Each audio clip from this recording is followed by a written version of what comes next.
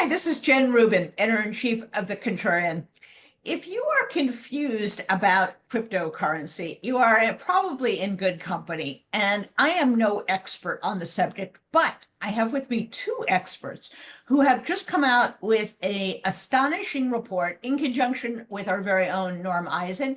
We have Virginia Canter and Richard Painter, and they have both contributed to a report that was released by State Democracy Defenders Fund. Welcome. Virginia, what are the basic findings that you have? People generally know that Trump has started in the crypto business, but beyond that, I think most people don't understand exactly what has been happening. What did you find? So we have tried to set the table in terms of first, laying out what are his crypto interests. And so, first there's the Trump, meme coin, which was issued just a couple of days before the inauguration. And I think it took the whole industry by surprise. There's the governance token, which was issued, I think, last October, just before the election. And that's interesting because it cannot be traded. And then there's a new stable coin that a company he's affiliated with has announced that they're going to be releasing, and that's targeting sovereign investors. So that's very reminiscent of the foreign emoluments issues that arose in the first Trump administration, where we had various foreign dignitaries, circulating in and out of the Trump hotel. Only at least we had journalists and other public observers, who could see who was going in and out and patronizing the hotel. In the crypto world, it's all anonymous, but virtually anonymous, unless people reveal their identity or you do very, very, very difficult deep dives. But I think probably the most astounding, finding is that within just a few short months, and I think mostly since December, he has raised what some people estimate to be nearly almost $3 billion, basically. Wow. And he's increased his wealth, and that means he's increased his wealth to a degree that the crypto assets that his businesses are now worth almost 40% of his net worth. Wow. So, Richard, let's talk about the sovereign wealth issue. Um, when he has targeted, in particular, foreign investors and the official foreign investors of government funds like the Saudis, will we be able to tell who has bought that? And will he be able to understand that, oh, well, these guys are helping me and these guys aren't? In other words, what will the public know and what will he know about the people who are putting money into this? Well, the public will probably know very little, certainly about money going into Donald Trump's pocket through various entities he is invested in, the president, because his financial disclosure form only discloses what entities he owns, not the underlying cash flow in and out of those entities. Now, the United States sets up its own sovereign wealth fund. That I think is going to be an area where there's going to be an enormous amount of mischief, where there's going to be a big pot of federal money there that's going to be used for favorite projects of the president. I think it's a very, very dangerous idea for the United States to get into the sovereign wealth fund business. And what I noticed, to my amusement, although shock, was that Joseph Bankman, the father of Sam Bankman-Fried, was writing an op-ed in the Washington Post, of all places, saying that we should use the United States Sovereign Wealth Fund as an alternative to corporate income tax. So corporations would just give shares to this sovereign wealth fund. Yeah, it's just crazy. And I know the Bankman-Fried family is trying to get a pardon for Sam from Trump now. But this whole business is not free market capitalism. This is So, cronyism. so a sovereign wealth fund that ultimately the president, as the head of the executive branch, would control in some fashion, is going to in turn be buying Trump's cryptocurrency And we won't know necessarily what other partners are buying as well, whether it's the Saudis, the Russians. Would we even know if a Russian oligarch bought into Well, this? of course, you wouldn't know at all. I mean, the whole thing is completely antithetical to a democracy and a free market capitalist system. I mean, Saudi Arabia has a sovereign wealth fund, but they Right. also have a king who's an absolute ruler and who controls the economy. And then the sovereign wealth fund is another way to control the economy. Communist China has the equivalent of sovereign wealth funds through control of all these different businesses that are more or less affiliated with the Communist Party. But in the United States, we traditionally have kept the private sector and business separate from government. Right.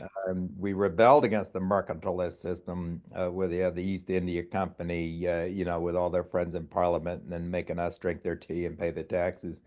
And we wanted a free market system where the government can regulate business, but the government taking a piece of the action in shares in companies and then bringing in money from Saudi Arabia and all over, and then getting into crypto. Um, as I say, this is the way dictatorships, authoritarian regimes do business. And of course, it's going to be kleptocracy. And it's once again to have the law professor father of a convicted felon writing in the Washington Post that we ought to be doing this and abolish the corporate income tax. Joe Beckman said, have them just issue shares to Trump's sovereign wealth fund. Uh, Unbelievable. it's Unbelievable. crazy. This is a guy who used to be supposedly a flaming liberal, but now he's kissing up to Trump. But I mean, these ideas are completely antithetical to, as say, a free market and a free country. And there ought to be a lot more pushback on the Republican Party. Absolutely. Never liked the idea of government getting into business. Absolutely. Virginia, the Biden administration began making some steps towards regulating the crypto industry. They weren't outlawing it. They were simply saying there has to be some transparency, some rules of the road. What has Trump done in just the short time he's been in office, and how does that Well, affect his holdings? right. So one of the things, one of the first things he did in the crypto space was to issue an executive order that created a more industry-friendly digital asset environment. And he also came out in support of private sector stable coins, which is and he reversed the direction that the Biden administration was going in, which was a central bank digital coin. And whether you agreed with it or not, the way that this benefits President Trump is that with this new the issuance of something that's called a stable coin by one of the companies he's affiliated with, he stands to create both the regulatory framework for stable coins, and now he will also we expect that he will profit from it as a regulated entity. So there's basically he's benefiting, he's creating a framework that will benefit himself. We really can't expect that there will be any serious regulation. The other thing that he did is that they issued through the Department of Justice, they issued a new criminal policy. This was done by the Deputy Attorney General, Todd Blanche, who used to be President Trump's personal attorney. Well, now he issued a new criminal policy that basically says that they are not going to be pursuing criminal cases involving digital assets unless they can prove it would involve narcotics trafficking, terrorism, human trafficking, and those types of activities. But of course, when you take criminal action off the plate to enforce some of these more serious regulatory violations like anti-money laundering laws or market manipulation laws, then you've taken the teeth out of the whole ability to hold terrorists, narcotics traffickers accountable. You can't go, it's very hard because of the lack of transparency to go after these actors from the back end. You have to do it through the regulatory process initially.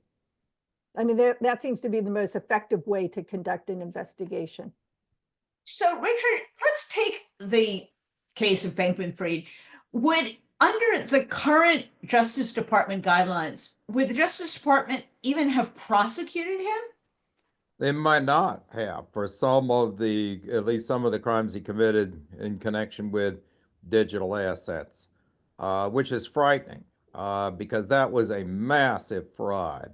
Yeah, And he bought political influence in Washington. And this is where, you know, it's important to be bipartisan here, that his mother, Barbara Fried, was running that Mind the Gap PAC, plowing and just millions, tens of millions of dollars into Democrats. That guy was going in there and telling Congress how to regulate cryptocurrency months before he was arrested. And of course, we never have regulated cryptocurrency effectively. wow, And it's just shocking that the Trump administration would say they won't even prosecute crimes in connection with cryptocurrency. You know, whether it's you know, fraud and commodities fraud, if not securities fraud. Now, of course, most of these coins are not considered securities. The Securities Exchange Commission has tried to make them securities, but it convinced the court that they're securities. What I've suggested is that Congress simply ought to add cryptocurrency to the definition of a security in the 1933 Act and the 1934 Act. That would exactly. require them all to be traded on regulated exchanges. Congress won't do that because Congress is bought by the crypto industry. Saying once again, both Democrats and Republicans, they've made a sharp turn toward the Republicans, but in the 2020 cycle, with Barbara Fried and all that, not just the Fried family, Bankman-Fried family, but others, the Democrats were getting a lot too. And it really is reminiscent of what happened with securities-based swap agreements and during the Clinton administration in the 90s and then into the Bush administration. It took Congress till 1999 to even say that securities-based swap agreements were securities and add them to the definition in the statute effective in the year 2000.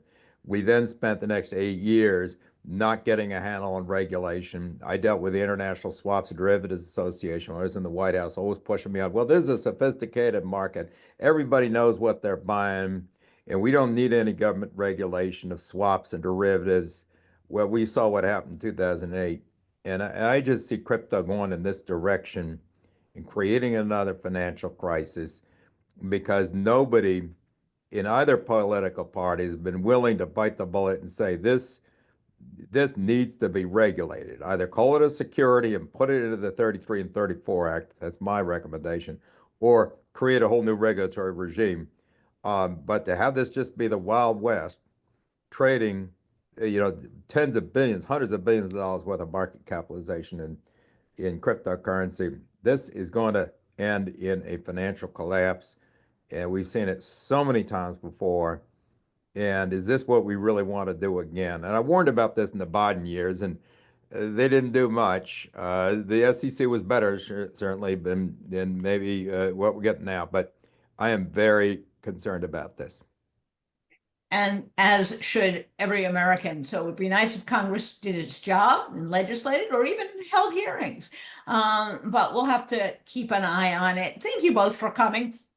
I know this is the first of several reports you're going to work on. So with each chapter, we're going to get deeper and deeper into the swamp, I suspect. And I think we're very fortunate that there's someone who's looking and trying to turn over every rock. So we'll look forward to having you back. Thanks so much.